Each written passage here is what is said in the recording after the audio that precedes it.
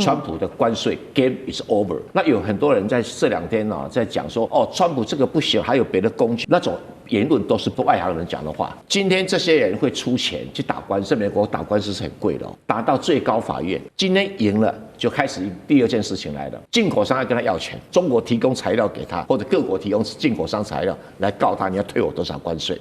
第2个。现在是进入政治斗争了。伊利诺州的州长他说：“我伊利诺州的所有的消费者，总共为了你的关税付了多少钱？现在你要退我们伊利诺州每一个人1700块美金，你给也没有选票。”你不给也更没有选票。接下来我们要持续来关心到的是川普这一回输不起因为这个关税违法，恐怕呢接下来美国政府要退回去的是5.5兆换算新台币，让川普是气炸了，所以他就怒抛了122条款，要再针对全球课征15%的关税。接下来美国的经济会有什么样的影响？尤其现在最新的民调显示，60%美国人对于川普的关税战是非常的不满意的。我们今天一起来做关心。好，赶快来看到，其实呢，这个关税违宪这样子的一个消息传出来，是在20号的时候，美国的联邦最高法院他所宣布的这个川普的关税政策是违宪的。那主要就是他之前依照的国际紧急经济权利法是有问题的，所以接下来恐怕要退回去的金额超过了1750亿美元，换算新台币5.5兆元的一个税款对于美国政府来说负担恐怕是相当大。那其实呢，先前在这个最高法院提出这样子的一个违宪之前，就有许多的进口商针对川普的政策表示非常的不满。其中一家进口商是在伊利诺州主攻教育玩具市场的公司，叫做学习资源。它这一间公司呢，90%都是在做中国代工的，在去年缴纳的关税实在是太惊人了，1000万美元的关税这家公司后来成为扳倒川普关税巨兽的一个关键推手。除了美国自己这一间玩具公司的这个成为推手之外，各国品牌也针对川普的关税提告，并且要求退关税，包括了哪一些知名厂商呢？像是日本的丰田子公司、美国好事多，还有这个轮胎大厂，还有美国铝业、日本川崎重工等等，这么多的公司对川普提告，所以最高法院这个判决一下来之后，川普也没有再让的，继续针对国际多国再继续的课征高关税。就在最高法院宣布的同一天，川普又在宣布对全球商品加征10%关税，紧接着隔一天还是没有停下来，再祭出了1974年当时的贸易法第122条，授权直接对全球商品课征15%的高关税，重点还是立刻生效。好，所以节目一开始特别请教委员的这个最高法院的裁决，川普恐怕得退5.5兆美元关税，到底接下来谁吃亏？是企业、川普还是美国自己的经济？委员怎么看？从去年年初，我在这个节目或者其他场合，我一再讲，川普的关税叫王安石变法，一事无成。现在不但预测成真，更重要，我今天可以再宣告一次，川普的关税 game is over。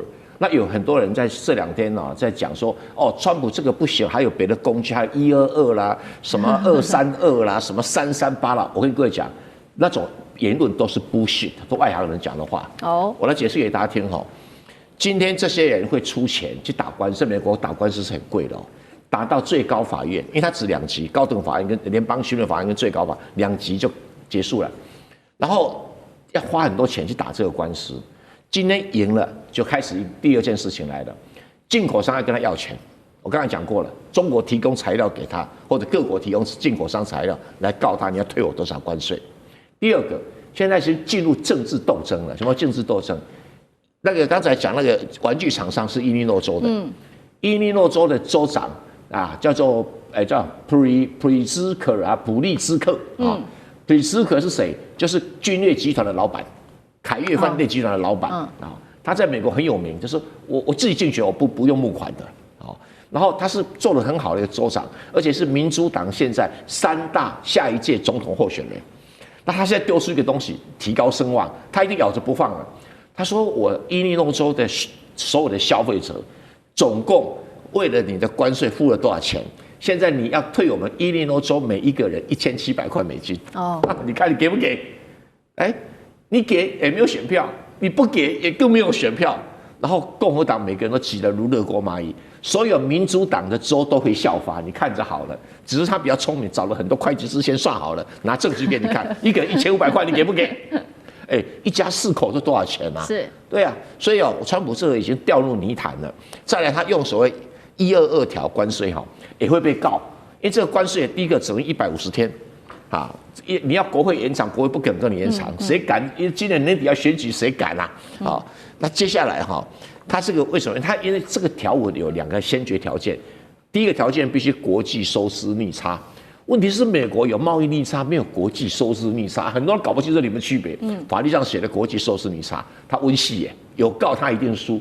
第二个要美元严重贬值，很抱歉美元现在还升值从昨天还升值。还有美国的经济严重不稳定，我讲过美国通货膨胀跟其他国比，你在讲什么话？3%通货膨胀，你在叫什么？再来，你说美国的那个什么失业率，你比中国还低，你在叫什么？比欧洲还低吧？你在叫什么？所以找不到一样总体经济数据说美国经济有困难。美国真的有困难，是社会问题有困难，政治有困难，经济反而没有什么太大了不起的困难，所以完全没有办法构成课征122条的先决条件。有去告川普又会输，那你要不要退权？所以共和党深陷泥淖。我跟你讲，不止今年会输，川普这样搞下去的话，2028共和党一定大败。这个本来民主党是没有力气的，没想到川普这样一搞，而且更重要的是，美国选民经过这一次的关税事件，的确已经证明说，原来负担税金的不是外国出口商，对，不是川普所讲的，都是美国人自己负担的。所以今天美国要出现一个很严重的生活困难，我刚才不是经济问题生活困难是社会问题。因为美国的经济成长还有到达2%到3%，而主要的动力是多少？是70% 的消费者支出。消费者支出里面记住7C标准，70% GDP 是消费，然后消费的70% 是什么？是服务支出，不是商品支出，什么医疗啦、打高尔夫球啦。这个川普总统打一场高尔夫球可以让1000个人买汉堡。这价钱差很多，所以它服务支出非常的庞大，而且更重要，这个所谓的消费支出里面，不管服务支出、商品支出，10%所得人消费的整个一半，而且集中在服务支出，所以剩下的那一半的人就挤在这里面，你看怎么办？90% 人挤在那个50% 的消费里面，所以当然很多人社会问题就出来了。所以美国整体经济是好的，但是美国社会严重、消费严重不均，那是谁搞的？就是你搞的啊！那你说这些人再怎么始终共和党的，都会投票反对你嘛？所以我觉得你在克什么不公平贸易没啦啊，还克那个什么国家安全税没啦，不可能的啦，已经结束了啦。所以我说 game is over。好，所以现在川普在祭出各种招数，恐怕都没效了。那这样看起来的话，5.5兆元是退定了吗？那杨老师又怎么看接下来对于川普的影响？我是赞成蔡委员所讲的，川普的关税政策已经走到了死胡同，但是川普还会在胡同里面继续的缠斗，因为他是总统，他有3年，他根本不在乎后面的这个选举的输赢了。所以他还会继续缠斗。那有没有法律工具？其实他说他有啊。那有没有政策工具？那就更多了。那个政策工具甚至是一种威胁、胁迫的外交的这种政策工具。所以你看到现在为止，没有一个国家敢跳出来说我要跟你重谈。有两个地方了哈，一个是欧盟，一个是印度，稍微要把这个案子放缓。欧盟说现在这个跟美国谈的这个协议建议先不要处理。那印度呢，现在也在放缓，所以大家其实也都在观望。我觉得大概只有2方面能够真正去在这个死胡同里面跟他缠斗的时候，让他真的能够去看到他是没有什么未来的，他的关税政策，一个是美国内部的反弹，另外一个是中国的做法。我们看到过去在2025年的时候，中国大陆的反制已经使得美国的川普的关税政策面临到就是基本上一枪毙命的那种稀土大斗，就他没有办法，所以他必须要休战。可是现在美国内部的反弹就是很清楚，一个是通膨造成民意的问题，第二个就是大家一直过程当中低估了美国最高法院的判决对于美国社会的影响。因为大家都认为美国人很多人念律师的，那个 law school 是很多人念，所以他对法律，尤其是最高法院最后的这个判决，尤其这个判决有2个人还是川普自己在第2任时候提名的大法官，他的判决就代表的是正义的最后防线，在美国的很多的这个观点里面，所以现在在国会里面、在民意里面、在媒体里面，基本上关税政策已经就像是个落水狗，也就是说他已经走了死胡同，大家都在打他。可是呢，他就用各种缠斗的方式。刚才讲到了1974年的122条款，蔡委员讲国际收支没有说什么不平衡，美国的国际收支刚好打平，为什么？它是贸易逆差，可是它投资全世界对它的投资的金额刚好打平。你不要忘记还有个服务业，那事实上的服务业还赚得蛮多的。美国的 Apple 算是服务业的，鸿海算是那个辉达算是服务业哦，它不是像我们的台积电是制造业啊。所以这样一个情况之下，大家开始在要求退税，退税一定是搞了好几年，一定很拖。还是有它一些政策上的工具，它可能有301啊，但这个大概都不可能像是全球对等关税一样，它可能针对个别国家、个别的产业232，还是可以跟我们继续玩下去。然后呢，就要看现在他4月份去中国大陆的时候，中国大陆说你那个单边的关税，你现在最高法院已经否决了，你还可以对我这样子磕吗？那如果你还继续对我这样磕，那我就会有反制。是我的反制就可能再一次的大斗，再一次的稀土，川普就会退。那这个时候呢，可能他的这个关税政策就真的在死胡同里面，真的是玩个寂寞了。好，所以川普把自己闹入了这个死胡同里面。那对于接下来，我们等一下请舰长来看，期中选举的选情跟美国明年的经济，还有今年一整年的经济表现，又会有什么样的冲击？现在其实美国的最新民调是有60%的民众是对川普的关税政策感到非常的不满的，只有30%几的人稍微理解川普的关税政策。那日本的这个贸易机构也预估了，是说川普的关税政策伤害最大的其实是他自己美国本身的经济，2027预估 GDP 恐怕掉2.7%。共和党人其实现在也都非常的紧张哦，因为他们认为说已经要进入到期中选举的一个时刻了，川普还搞这一套。那还好，这个最高法院的判决反而是让共和党人可以因此松了一口气吗？接下来有关于经济跟共和党选情，舰长怎么看？有关于我们刚刚讲到的这个是经济还是共和党选情的部分我们就要这样讲期中选举上面没有川普，上面只有共和党。那对于选民来讲，我不高兴，我对于川普不满意，可是没有川普对，没有川普的情况之下，那共和党是谁，我就来报复谁，投民主党。这个就是一种很简单的一种投票的逻辑那如果从我们来看这个华盛顿邮报最近2月12号他所做出来的这一个民调来看的话，我们就可以看到总统的支持率其实降到39%。那其实这个也跟他就任以来也已经是第2次39%，已经是很低的部分那然后对他的支持率60%，但是这60%我们大家特别注意一下，有47%是强烈反对的。那也就是说，在这个里面讨厌他的人，对于他的施政有意见的人这么多，那他到底施政哪里出了问题我们来看一看对他不赞同的部分。那我们来看，从下面来看也就是对于通膨、对于这个关税以及对于国际关系，这也就是现在美国人出国，其实到各国去，不要说太远的地方，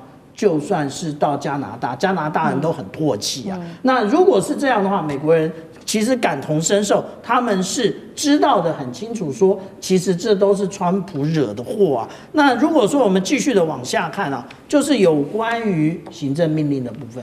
我们看到川普一直在签行政命令，行政命令是什么？也就是法律规范之外的，他要用行政命令来规范。那如果是这样的话，我们来看到，有关于真正赞同他，我们讲到，也就是美国大多数人真正赞同他的人呢，其实只有33%。其实我们看到这65%都是反对他这样使用这一个，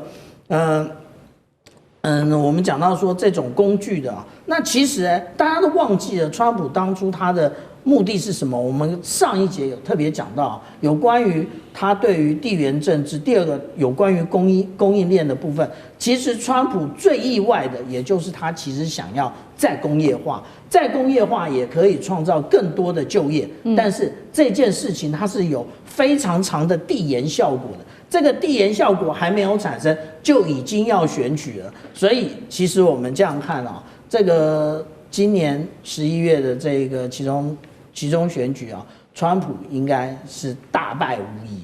好，接下来我们持续关心到的是川建国发威哦。中国大陆在这个关税战之下，现在是越打越赚，而且出超破兆美元。美国则是面临自己内部民生溃败，吃不起饭，现在还得靠所谓的代币来做实物救援，怎么回事？赶快来看今天3个火线话题，请来宾来帮我们做解答。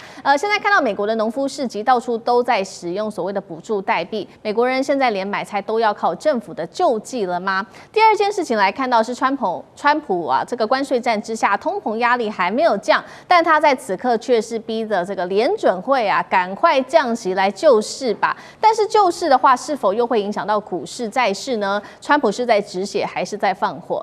第3件事情，今天也会关心到的是，川普的关税战之下，没有想到大陆现在出超正式破了1兆美元这个数字，甚至创下了新高。另外一方面，刚刚讲的嘛，美国则是呢靠补助过日，川普这个时候在对中政策上面突然间转软了，大家在看这个是战略转向，还是美国真的这一回撑不下去了呢？今天就这些议题会一起的来做解答。刚刚特别提到的这个农夫市集，其实呢地点就是在旧金山，当时的画面是这样子，大家看到说哇，周末市集的人去逛的人非常的多，然后看起来人气非常的旺，但是摊位的桌上，我们都可以看到这些摊商自己说的，多了一样东西，就是政府补助代币。什么意思呢？这不是一个社福升级哦，是因为美国现在尤其针对这些中低收入的家庭，他们连买菜都越来越有问题了，包括说呢，只能靠的是他们的这个代币哦来去买菜，来用刷卡换代币过日子。摊商也证实了，确实他们现在收到的代币甚至比现金还要多很多。那么现在美国自己国内的通膨到底有多严重呢？我们来看到几个实际的数字。首先，第一个，美国人最爱吃的牛肉涨幅啊，一口气飙升到了超过15%。再来看到55%的美国民众都认为说，真的吃不起饭，你川普是不是应该要负起责任呢？第3个是川普11月的关税收入首次的月减了，所以他这个时候呢，被迫取消部分食品的关税，要来救自己国内的物价。而且现在只有30%的民众是满意川普的经济政策的，川普已经干脆亲口证实了，他说确实，他认为共和党接下来恐怕在选举中会丢了自己的饭碗。美国现在内部物价通膨有多严重，还得靠代币来买东西。关税战是把美国的经济底子给打空吗？舰长怎么看？我们来看啊，其实这一个有关于川普这个施政的部分啊，如果我们再看到 APEC 它的一个会前的时候，其实大家对于川普的概念，执政的状况是这样：如果一般的美国成年人啊，那我们先不论党派的话，我们就会看到大家认为这一个生活杂货。其实涨得非常有感，71%的人都觉得是上涨。那接下来我们来看到，大家觉得最不满的是什么？也就是同样的状况，也就是这一个我们生活所需要的开销，那个其实是越来越大的。不过现在大家讲说这一个是不是通货膨胀呢？其实不一定是通货膨胀，反而可能是通货紧缩，因为大家不敢花钱，因为未来长成什么样子并不清楚。那也就是我们来看到实际的状况，我们看到消费者的信心。如果说我们从这一个选举日之后，我们就看到消费者的信心其实曾经有一度上涨，那但是呢，现在又逐渐的跌落。那为什么我讲说这个部分呢？并不一定是通货膨胀，真正通货膨胀的高峰其实是在拜登总统的任内。那现在呢，我们看到的反而更多是通货的紧缩。那这个通货的紧缩所造成的影响，大家不敢花钱。那不敢花钱，但是这个问题啊，会更严重的出现在中低收入户，就是我们刚刚讲到有关于农民市集的这个部分。为什么？因为一般来讲，中低收入户相对于这个消费金字塔顶尖的人来讲的话，他的收入会将近超过60%都是投注在购买食物这上面。而且如果美国有提供这个补充营养援助计划，他们就会用这个计划，因为这样子可以让我少出一点钱。然后当然我们看到的也就是代币满天飞啊。那这一个状况其实川普他知不知道？他非常清楚，也就是为什么我们看到，美国不断的敦促，中国大陆你赶快买大豆。那其实问题也就在这里，也就是他最重要的是，他要避免这一个收入不多，但是选票很多，然后让他在明年的期中选举一败涂地。好，一边是这个美国自己的内部物价太高造成的这个消费减低通缩的一个问题。那另外一方面，我们看到川普政府现在又持续的要求联准会啊，你赶快降息吧，希望能够替他的经济打一些吗啡来止痛续命啦。那可是现在大家也担心说，会不会降息又造成股市债市的不利呢？这个是第一个问题，要请教杨老师。第二个问题是，期中选举接下来共和党乐观吗？因为现在连川普自己都不看好了。杨老师怎么看？对，川普在13号的时候接受《华尔街日报》的访问呢，我看到他自己称赞说，从来没有这么好的经济在美国的历史上啊，这个非常符合川普的口吻。可是真的吗？我们先来看看一些就是清楚的这个数据哈。那到目前为止，其实他的支持率是掉了，而且是掉了几趴，掉了大概有10%。那从就是48%掉到从52%掉到42%支持率，不支持率来到55%，增加了大概有10%。所以一上一下，其实它的不支持率远超过它的支持率，现在这个很清楚。然后呢，这里面去分析有3类的这个选民现在对他其实是支持大幅下滑，一个就是拉丁美裔的，叫 Hispanic， 第二个呢独立选民，第三个呢年轻人18岁到29岁的。那 Hispanic 呢，其实主要都是在美国的南方，尤其像佛罗里达这些地方过去一直都是共和党的主要支持者。那可是到都市里面，他们又倾向支持民主党，所以这一次我们看到从40%掉到35%，减少了有将近13%。然后呢，独立选民减少了将近20%。最特殊的是，年轻人对川普的支持从原来还有将近40%的，掉了只剩20%。所以少了一半。一年少了一半。你还不到明年的选举，明年选举大概还有将近1年的时间。那够不够足够的时间把他们给挽回？通常不容易。为什么？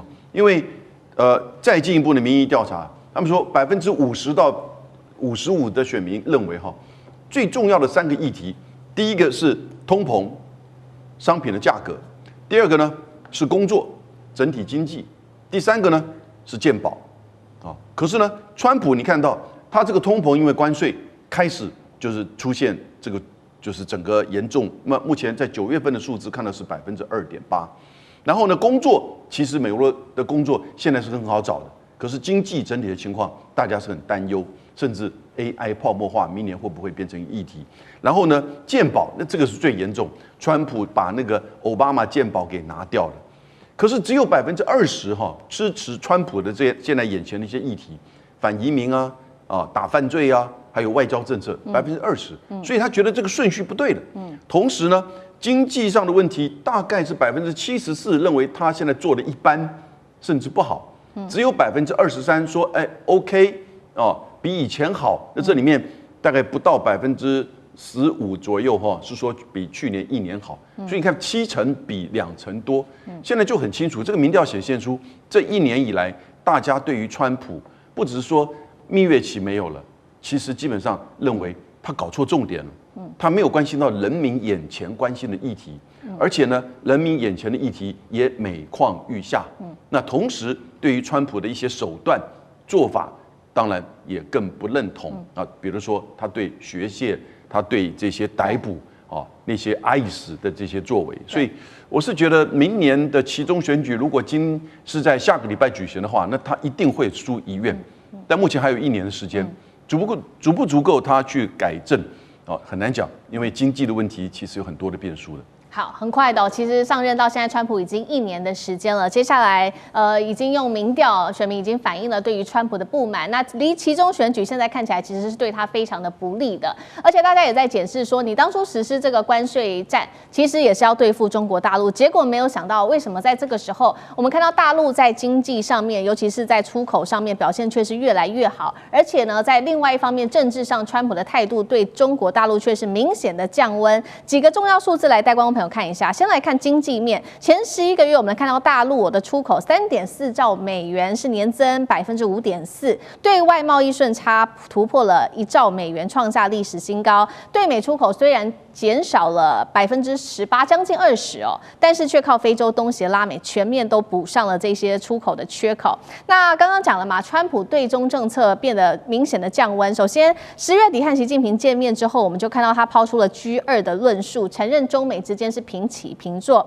对于中日这一次的争议，他也保持沉默，传出还私底下要求日本避免刺激北京。再来就是我们看到他的国安战略的这个策略也降温了，不再高调强调大国竞争跟大陆的核武扩张。为什么他的态度有这么大的转变？关税战打到现在，怎么把中国打得越来越强？委员怎么看？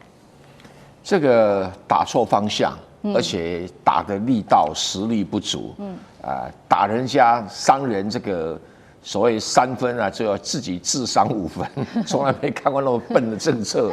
其实川普的关税政策，美国的经济学家一致反对，没有人看好。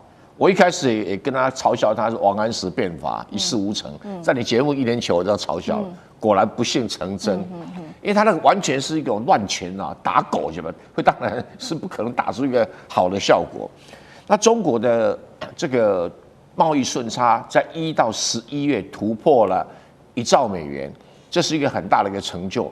因为去年一整年呢，1到12月哦，总共的顺差才多少？8400亿。前年才8200亿，今年只有1月份到11月份就超过1万亿啦。所以如果再加上12月呢，当然就不止了。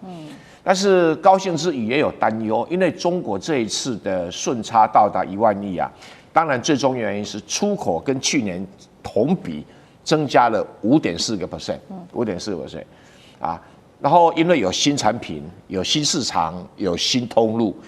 新产品就是大家所熟悉的那些产品，传统啊、电子啊等等，然后还有什么新能源啊之类的。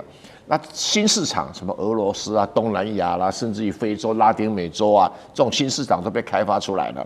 那新通路就是说，它海外有很多新的港口、新的船队，然后新的航线，还有什么，比如北极航线，还有中欧班列，所以使得中国的货品更容易运到销售场合。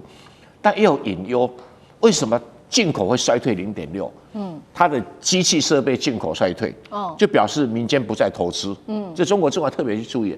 第二个，消费衰退，那为什么消费衰退？因为有进口替代品满足大家的消费，可是也表示对于进口的奢侈品不再买啦，然后进口的设备有替代品，再加上更高档的设备不一定买得到，被科技管制啦等等原因在里面。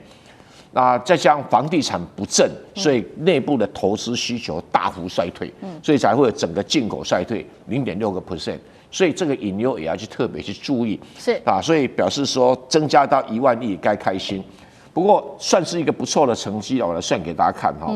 就是中国大陆如果单纯讲这个 GDP 的话，人均 GDP 今年大概只有13800美元，可是美国已经到89600美元，等于是中国大陆6.5倍。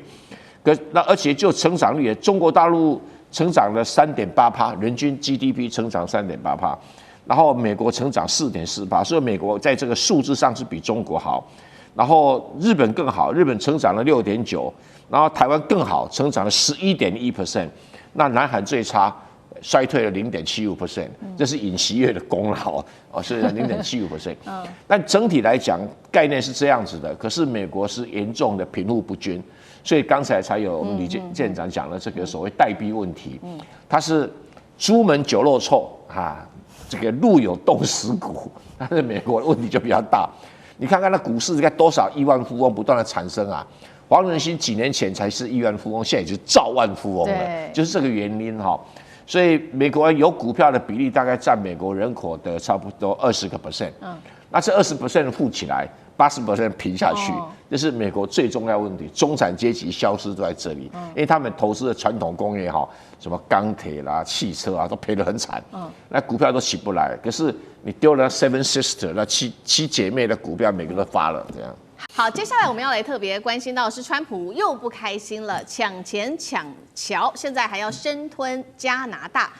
此刻加拿大则是投奔了北京，全球现在脱美靠中，势在必行吗？我们今天一起来做关心。好，为什么川普这一次又这么对加拿大如此的火大？因为我们来看到他最新宣布的，除非美国可以得到充分的补偿，否则呢，川普说了，我会阻止连接美国跟加拿大的这个谈好的新建的跨境大桥，这个桥叫做哥迪豪国际大桥。先来看一下他的小档案。当初呢，他本来是跟这个加拿大的前总理杜鲁道，川普跟杜鲁道谈好的是说这个是美加重要的经济连结，但是我们看到川普现在说翻脸就翻脸，这个国际大桥是做不了了。我们来看到它有的重要性是什么？它是横跨底特律河的，连接加拿大跟这个连接加拿大的安大略省跟美国的密西根州的。那其实目前看起来产权是由加拿大跟美国一起共同持有，但是我们说如果是出资跟管理的话，则是完全由加拿大来做掌握。预计2026，也就是今年，照理说就可以完工通车了。但是现在川普反悔了，他还翻脸就翻脸，要求加拿大说你要交出一半的资产，否则就别想这个去做通车了。委员怎么看？现在连这个大桥都被他拿来当做筹码了吗？对，我那时候在美国念硕士跟博士的时候是在 Ohio State 所以 Ohio 的上面就是 Michigan 嘛。那我记得我们那时候同学在放假的时候常常去加拿大玩那么去加拿大不外乎是2条路线，一条就是直接从 Detroit 进加拿大那么另外一条，如果你要去尼加拉瓜瀑布的话，你就要从纽约州的 Buffalo 进加拿大，这2个不同的路线。所以其实我们是很频繁的从这个底特律进入加拿大的，他们的往来是很频繁的。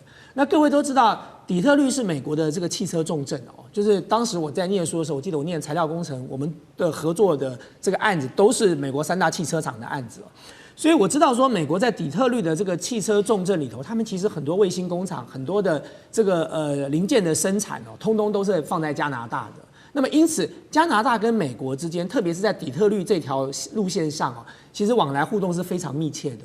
那么我现在看到川普说要把这座桥如果没有分他一半他就要把它关闭。其实我第一个直接的反应就是真的就是要感谢川普了，就是能够做出如此睿智的决定。因为各位要知道，卡尼到了中国去访问之后，事实上加拿大内部并不是一致赞同的。包含加拿大的政治人物，其中有一个跳出来反对的人是谁？就是安大略省的省长安大略省的省长对美国当然这个有一定的这个敌意，可是他对中国他的敌意也是相当的深，也有相当的这个其他的考量所以他是第一个跳出来反对做这件事情可是各位知道这个桥现在就是连接密西根州跟安大略省所以为什么我要感谢川普的第一件事就是感谢川普，因为他这样做就等于再把安大略省又推向离美国更远的地方了那对安大略省就要想清楚咯，你现在这个美中之间你必须要选边站了。卡尼选择走这条路，你当时有意见，可是现在连川普连桥都不给你了那么接下来呢？你跟美国还有任何可以这个期盼的空间存在吗？是不可能的。第二个我要感谢川普的是说，他这样就亲手扼杀掉了美国的汽车工业，就是美国的汽车3大汽车厂曾经萧条了好一阵子那么在川普当选的时候，川普就还当时他宣布这个什么自由日的解放日的时候，他还把汽车工业的这些工人找到白宫来看说要课对等关税了，要重振美国的工业，要让美国的汽车业再次的这个发扬光大。那你现在你亲手把那个桥切断了，你以为那个桥来往的都是加拿大的人民吗？不是，也不是什么美国的什么外国留学生，没有，那座桥往来的很多都是像底特律需要的这些零件，还有这些相关的这个卫星工厂所生产出来的产品它会严重的影响到这3大汽车厂的生存所以你看到这3大汽车厂当时听到这个川普的对等关税的时候，高兴了一阵子之后，忽然想到不行看到川普这么重打加拿大又重打墨西哥的时候，他们就在想说，他们所有的原料都是从那里来的，他们的零件都是在那里那么现在你像重打又课重税，倒霉的是他们自己哎。所以其实川普做的这件事情，当然可以反映出这个人的心态哦，就是这个人的心态就是唯我独尊的心态嘛。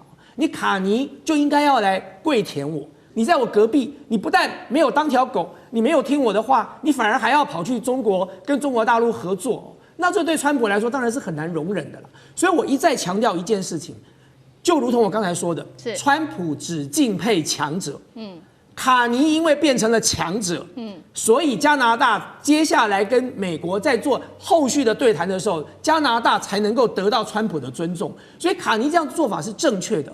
川普玩这种小手段，其实撑不了多久的。大家只要看一件事情就好了。当时他要拿格陵兰，8个国家派部队去，他就号称说我要用武力，然后呢，接下来说我要给你们课重税。